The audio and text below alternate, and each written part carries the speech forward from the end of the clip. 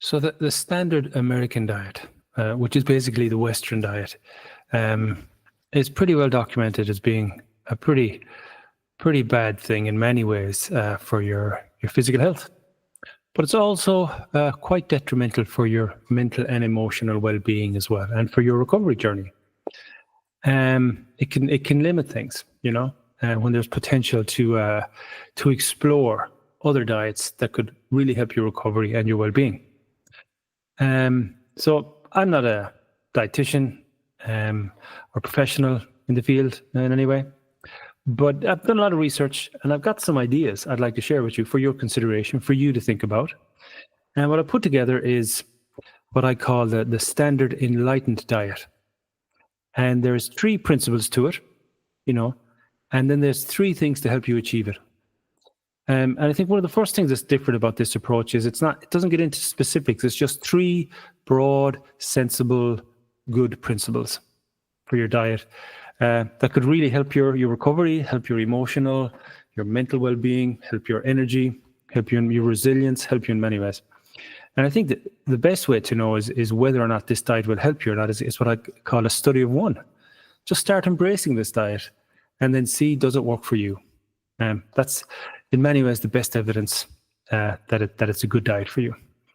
So, and of course, if you have any medical concerns and you're going changing your diet or exercise routine in any way, consult with the professionals. So the first one I would just say is a simple thing called intermittent fasting, which you may have heard a lot about. But I think when you get used to it, you don't think of it as intermittent fasting. It's just a sensible thing to do. So for example, I'd suggest your first meal is at 12, because you don't need any breakfast. It's not them, it's only marketing that tells us it's the most important meal of the day. It's perfectly fine not to have a breakfast, to get up and get on with your day. And you could have a coffee, or you could have a green tea, or you could have water or whatever, in the morning. And then at 12, have your first meal. And then at 5, have your second meal, and no snacking. And that's a nice, simple way to do intermittent fasting. And it's actually, when you do it, you don't think of it as intermittent fasting. It's just that's how I eat. That's my routine. So that's one principle. And the next one is low or no carbs, because there is no such thing as an essential carbohydrate or sugar. So it's low and no carbs and sugar, really.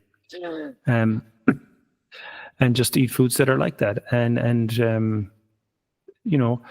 you can think of foods that would have a lower glycemic index, which you might want to look into as well to help you achieve that diet. And the last principle then, just no junk food or low junk food.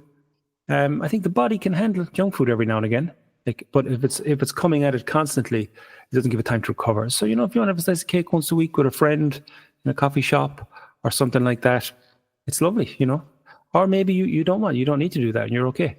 So just those will be 3 principles to which to approach a diet that can really help you in recovery, in your well-being, in your energy. Now, so then these are 3 ideas to help you achieve this diet. So the first one is, I call it approximation. So it's not some diet that you have to, strictly abide by. It's like those 3 principles. How do I get a bit closer to them in my life?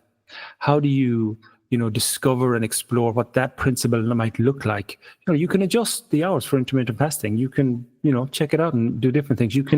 So what does low or no carbs look like for me? And what does low or no junk food look like for me? And do I have a cheat day every now and again? Do I, whatever, discover what works for you. And, let's just take on intermittent fasting. Maybe, you start off and you just have a lighter breakfast. And then you have a more significant meal at 12, and then another meal at 5, and then a really light snack maybe later on. And you work on that and you say, okay, well, I'm okay. Maybe I've gotten into my routine at work now that I don't really get worried about have a coffee in the morning, and I just don't even think about food until 12. So you're kind of just working towards it, kind of sculpting this intermittent fasting diet for yourself and what it might look like.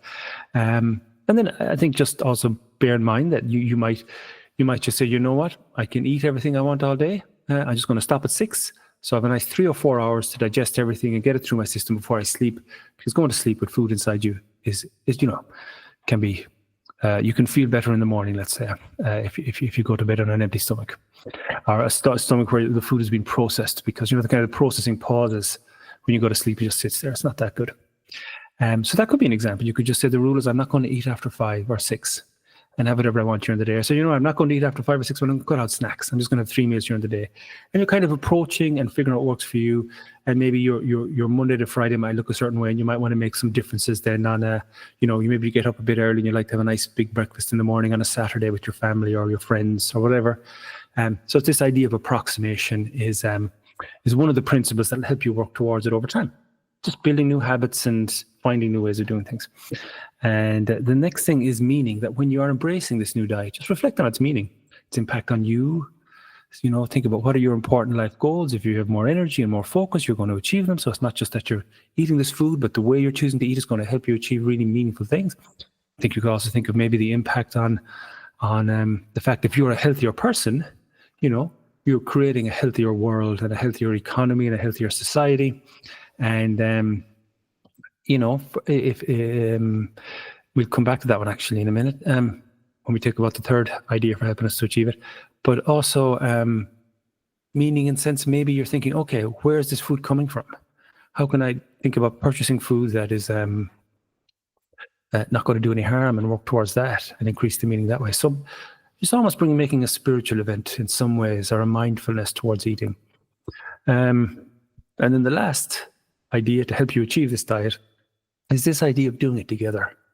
One of the reasons why it's so hard to break out of the standard American diet or the Western diet is because that's just what everybody is doing. And we are social creatures and we live together and we kind of influence each other. So but if we all start taking on this standard enlightened diet, and that just becomes our culture, how we do it, how everybody does it, we all get together for our main meal at 12 and share this wonderful kind of no junk food, low or no carb, kind of delicious, fulfilling, nutrient-rich, life-giving meal. And we do the same thing at 5. Fantastic. Just try it. Just this idea that doing it together is a big deal, and doing it with friends and doing it collectively, and seeing meals as a special time to the meaningfulness of how we have chosen consciously to develop our diet. So that's, and then you can always, as it grows and develops, you can always refine, because you might think, okay, what about water? I think there is this push that we need to be constantly drinking huge amounts of water and constantly sipping on it all day, which I think is just, again, another marketing thing. I think the truth is we probably just need a glass of water in the morning and maybe another glass of water in the evening when you feel thirsty. And just drink a little bit more than, that calms your thirst and you're fine. And just a little bit more than that maybe to make sure you have enough. But the body regulates the water. It doesn't need huge amounts of water. And in fact, there may be negative consequences to having too much water flooding through the system and what that does.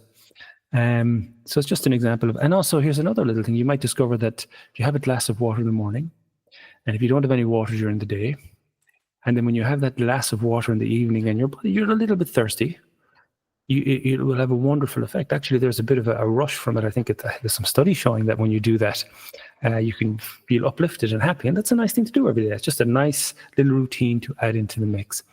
There's all kinds of interesting ways. So this is the idea of us all collectively embracing a standard enlightened diet, so that we're more resilient in life, so that we're happier, more energy, think better, can do a much better job of having long-term health outcomes and avoiding chronic diseases and so on. So it's just something to think about, something to talk about between us, have conversations, see how we want to work on the 3 principles of the diet, and then the 3 of how we can achieve that diet. So hope you found it helpful.